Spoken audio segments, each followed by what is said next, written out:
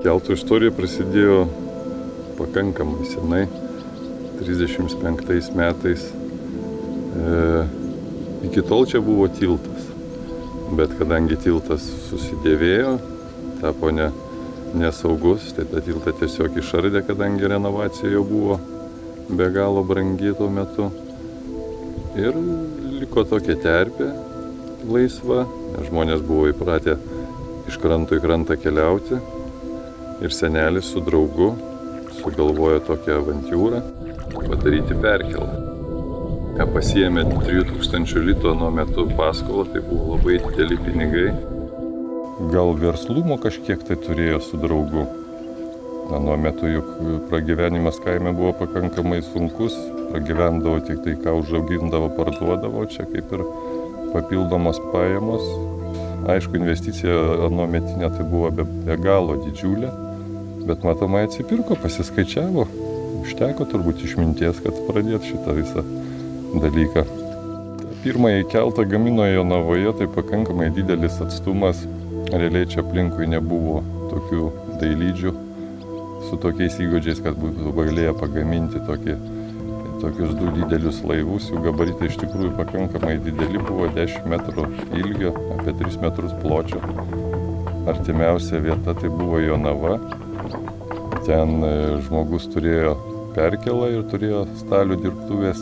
Nebuvo kelių tuo metu, tokių gabarito krovinį pergabinti, tai pakankamai problematiška. Tai vis tik tai buvo irgi labai rimtas žygis, 35 km buvo priimtas sprendimas tos laivus gabenti vandenį, traukti. Sausumoje arkliai ir traukė. Daug vietų yra, kur skardžiai prieimo nėra, ten rankom stūmė. Iš tikrųjų tai pakankamai sunkus darbas buvo, išbandymas tokią kelionę veikti. Karo metais tai jisai praktiškai tarnavo visiems, tenkino visų poreikius, galima įvardyti taip. Kai buvo sovietai, tarnavo sovietam, kai buvo vokiečiai čia atėję, tarnavo vokiečiams, taip kaip ir net neutralus buvo. Atlikinėjo savo funkciją tiesiog. Aišku, jo keliamoji galia buvo to medinio daug didesnė kartu negu dabartinio metalinio, tai matomai ir technikai jisai karinė kažkokia tai lengvesnė kilnojo per upę. Karui pasibaigus, rusų kareivis įmetė granatą į vieną iš laivų ir tiesiog tas keltas buvo išdraskytas ir kadangi jau buvo sovietinė valdžia, privačios nuosavybės tokios kaip ir negalėjai turėti, tai senelis eilę metų įkalbinėjo jau atsiradus kolūkio pirmininką, kad padaryti šitoj vietoj vėl perkėlą. Vis tik tai kolūkio pirmininkas sutiko ir atnaujino šitą perkėlą. Ir jinai tęsė savo gyvavimą toliau. Patys keltai jie tiesiog keitėsi. Pirmieji buvo mediniai, o šitas metalinis atvežtas 78 metais paleistas. Vis tik, kai Lietuva tapo nepriklausoma, kiekviena šeima turbūt prisiminė savo senelius, ką jie veikė, ką turėjo, ko mus įimdavo. Tai mūsų šeimoje turbūt tas pagrindinis akcentas ir buvo, kad kažkada tai senelis turėjo keltą. Svajonė buvo jį atsipirkti iš kolūkio, kažkokiu būdu susigrąžinti tą keltą. Po mano senelio mirties į sodybą tėvukas atvažiuodavo per metus 2, 3, 4 kartus. Buvo tas laikmetis, kai viską plėšdavo, tai atvažiuodavo, užkaldavo langus, sustiklindavo stiklus. Ir vieną kartą atvažiavęs, tai tas veiksmas vyko 91 metais. Jisai aptvarkė sodybą ir grįždamas namo, nusipirko vietinį laikraštį Kaišiadorių. Ir grįžęs namo, perskaitė tą laikraštį, padėjo į šalį, dar jis pagulėjo kelias dienas. Paskui paėmė dar kartą, perskaitė skelbimus ir rado skelbimą, kad kolūkis aukcione parduoda keltą. Pusbrolio vardu sudalyvavom tam aukcione ir nupirkome tą keltą. Tai šiaip atsitiktinumas yra tas, kad važiuodavo per metus kelis kartus ir būtent tą dieną nupirko tą laikraštį, kuriame buvo tas skelbimas apie kelto pardavimą. Tai čia irgi turbūt lemtis, likimas, kad tas keltas vis tik tai išliko tų pačių įkūrėjų įkūrėjo rankose realiai senelio pradėto viso to plaukiojimo keltų istorijos, o nepakliuvo kažkam kitam arba nebuvo supjaustytas ir išvežtas į metalo laužą.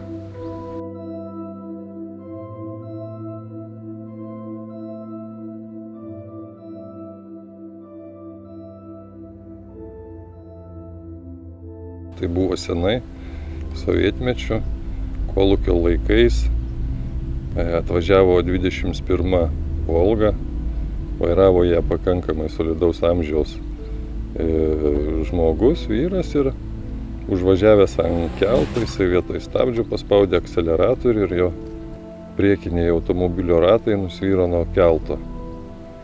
Ir tai buvo visiems šokas, ką dabar daryti, bet tuo metu tos technikos buvo pilni laukai. Tai greitai čia suorganizavo, atvažiavo traktorius, užkabino už galinio Volgos tilto trosą. Ir pasirodo, kad ištraukė ne Volgą, bet nutraukė galinį tiltą. Liko mašina kabėti be galinio tilto, priekiniai ratai virš vandens. Tada buvo sprendimas priimtas, kad kito varianto nėra, kaip jį įstumti tą Volgą į vandenį.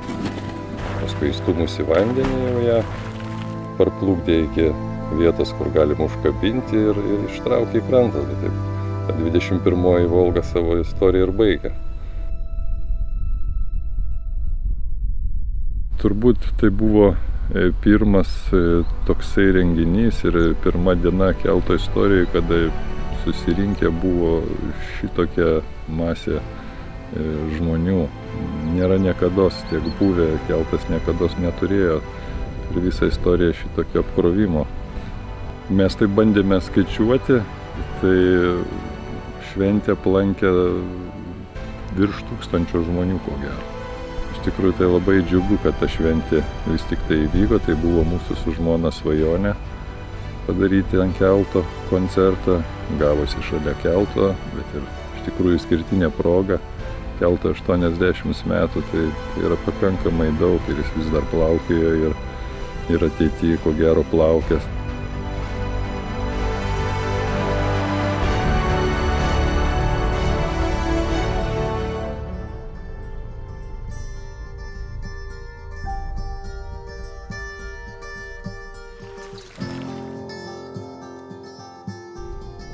Principas paremtas tuom, kad pati vandens tėkmė keltą stumia per upę. Tiesiog, kad išnaudoti jos jėgą, tai reikia mašinės linijos per upę, kad tai būtų atrama, ir vairo gale kelto, kad jis laikytų kampą. Ir pati tėkmė įstumdo. Vairą tiesiog persuk iš vienos pusės į kitą ir grįžti atgal. Viskas priklauso nuo tėkmės.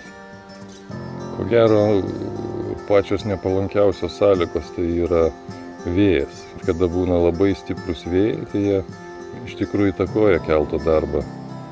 Jeigu pučia rytų pusės vėjas, tai jisai tiesiog stabdo keltą ir neleidžia pačiai tėkmei išlaikyti tą kampą, kad vanduo stumtų. O kada būna vakarų, šiaurės vakarų vėjas, jisai keltą labai stipriai stumia prieš srovę ir keltas tiesiog plaukia ne pasroviui, bet prieš srovę, nes gaunasi pats jo korpusas kaip būrė. Realiai yra labai sunku atsistumti nuo kranto, nes vėjas tam trukdo stipriai. Jau reikia daug fizinės jėgos, kad jį pajudinti iš vietos ir kad pagautų tėkmė ir pradėtų jį stumti.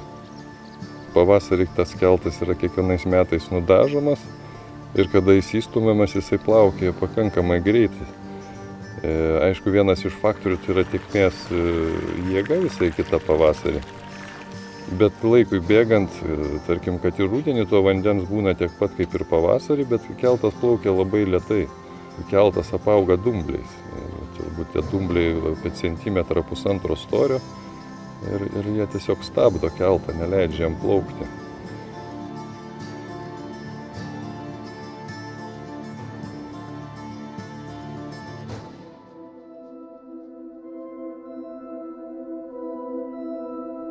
Pavasarį keltą nuo kranto įstumi į vandenį, ištempi lyną, susistatai prieplaukas. Vanduo būna pakankamai aukštas pavasarį, paskui vasaros bėgyje jisai pradeda kristi iki rudens Ir taip paprastai rudeniop, kai lietų periodas prasideda, vanduo pradeda kilti į viršų ir tas prieplaukas traukia į krantą. Tai aišku, būna išimčių, kada yra karštos vasaros ir šilti rudenys. Tai realiai vandens trūkumo plaukia ant ribos. Tarkim, šiais metais yra riba, kada keltas plaukia. Jeigu dar vanduo pakristų apie kokių 15 cm, tai ko gero realiai keltas remtųsi į dugną ir nelabai praplauktum. Atkarpoja gal kokių 20 metrų. Tada ko gero reiktų gilinti farvaterį, kažką tai galvoti, nes faktiškai sustoti negali. Jeigu keltas sustos ir nebeplauks, tai tie gandai, kad keltas nebeveikia, praeina labai greitai sklinda. Ir faktiškai kiekvienas žmogus čia atvažiavęs persikelt, tai yra tikrai didžiulė parama tam keltui, nes jų čia tų automobilių pavasarį, rudenį tikrai labai mažai. Labai daug dienų, kai išvis niekas neatvažiuoja. Žiemą atėjus rudeniui keltas vėlgi yra išardomas. Tos prieplaukos jos šiaip mobilios nešiojamas, susiardo, viskas susiveža, susideda. Lynas per nerį taip pat yra nuimamas, kad ledonešis nenutrauktų. O patį keltą ištraukia į krantą.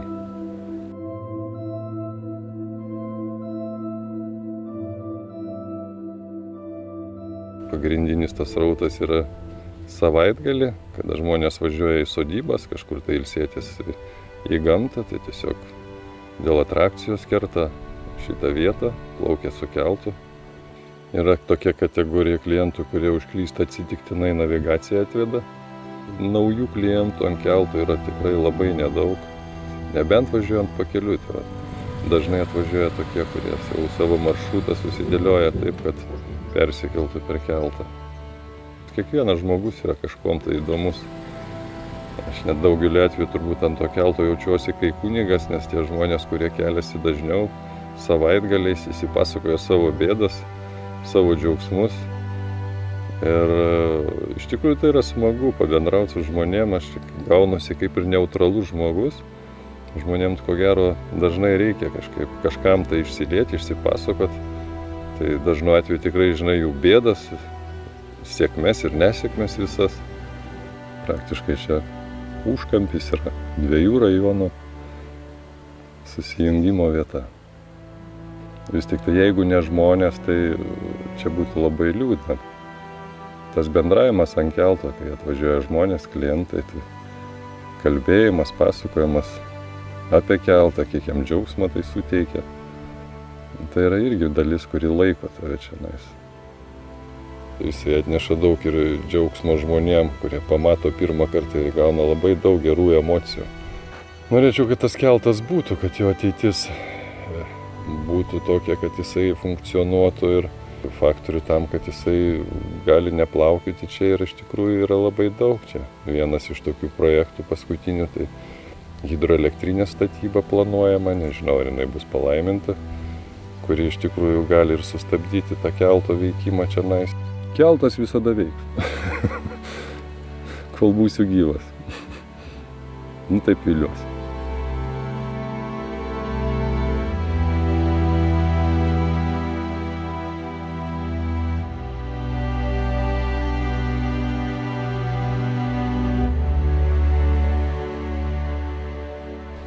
Po mano apsisprendimo 10 metais ateiti čionais į kaimą ir tapti keltininku, iš tikrųjų tai šeimoje buvo didelė trintis, bet aš esu dėkinga žmonai Rasai, kuri vis tik tai ryžosi ir palaikė tą idėją. Ir finale dabar jau eilę metų mes būname čionai kartu, praktiškai beveik visą sezoną vasaros. Ir indėlis iš tikrųjų labai didelis. Gyvenom Kaune, statėm namą, kūrėmės ir prie kelto atvažiuodavom savaitgaliais, nes čia gyveno vyro tėvukas ir tiesiog dirbo ant kelto. Bet pablogėjus tėvukų sveikatai reikėjo daryti sprendimą, ką toliau daryti. Ir 2010 metais vyras atėjo ir sakė, brangioji, aš išvažiuoju į kaimą gyventi.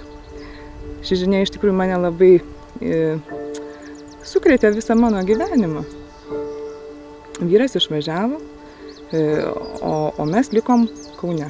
Tada atėjo į mūsų šeimą iš tikrųjų krizė, nes vyras išvažiuodavo balandžio mėnesį ir iki lapkričio vidurio būdavo čia. Mums gera būti kartu ir mums tie išsiskyrimai iš tikrųjų yra sunkus abiem ir tai yra sunkiausia. Tai kiekvieną savaitgalį reikėjo važiuoti į kaimą ir tai iš tikrųjų mane iš pusiausvyros labai išmušdavo. Labai daug svarstėm ir tas gyvenimas atskirai labai mus vargino ir tol, kol mes iš tikrųjų priėjom sprendimą, kad būsiu ta keltininko žmona, iš tikrųjų gyvensiu kartu su juo. Gyvenime niekas nevyksta atsitiktinai. Tiesiog, kad jeigu tai įvyko tavo gyvenime, tai vadinasi, tu turi apgalvoti tai, kodėl tai vyksta. Galbūt atsakymo iš karto ir nėra, bet dažniausiai tu pamatai, kad tiesiog tai vyko tam, kad įvyktų kiti dalykai. Ir priimti iš gyvenimo gerą ir blogą, nes tai yra pamokos gyvenime, iš kurių mes mokomės ir taip augam. Ir iš tų blogų dalykų dažniausiai mes pasimokom ir išaugam. Gediminas iš tikrųjų yra nuostabus žmogus. Šalia jo būti gera ir mes papildom vienas kitą, mes esam gera komanda, mes svajojam kartu, mes labai daug kalbamės, mes tiesiog negalim vienas be kito. Keltas iš tikrųjų ir yra ta mūsų šeimos dalis, kuri jungia labiausiai. Ir vaikai nori čia būti. Kas svarbu, vienas iš tų rūpesčių yra man, kad jie norėtų čia atvažiuoti, kad jie norėtų būti kartu su mumis, kad jie pamiltų tą gamtą aplink ir kas yra pradėta, kad jie tai tęstų. Keltas mus visus suvienija iš tikrųjų. Visą laiką vasarą praleidžiam čia su tėvais ir tai yra didelė proga, galimybė mums būti visiems kartu. Ir mūsų iš tikrųjų gana stiprus ryšys su tėvais, ne gana stiprus, bet iš tikrųjų labai stiprus ryšys. Tėtis yra vienintelis tokio pobūdžio kelto savininkas Lietuvoje, amatininkas. Ir man yra didelė garbė iš tikrųjų turėti tokį tėtį šalia. Ne tik tėtį, bet ir tokią asmenybę, tokį stiprų žmogų, kuris moka tai bendrauti su žmonėmis. Didžiausias rūpestis yra palikti tėtį vieną rudenį, kada mes išvažiuojame mokintis. Čia būti vasarą galbūt nėra sunku.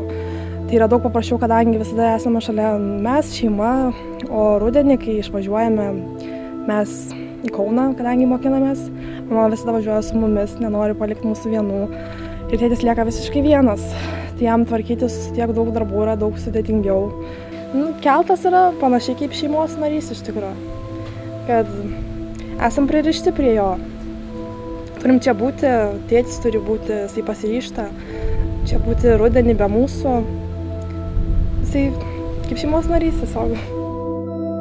Buvo laikas, kaip aš net pikau, kaip ant to šeimos nario, kuris atima iš manęs vyro dėmesį ir pasirinko jisai keltą. Bet šiai dienai aš pati pamilau tą keltą ir man tikrai labai atneša daug džiaugsmo.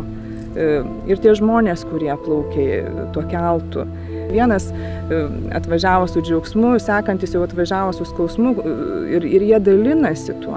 Ir tu gali prie kiekvieno to žmogaus prisiliesti ir matyti jų akis ir nuostabą ir skausmą taip pat.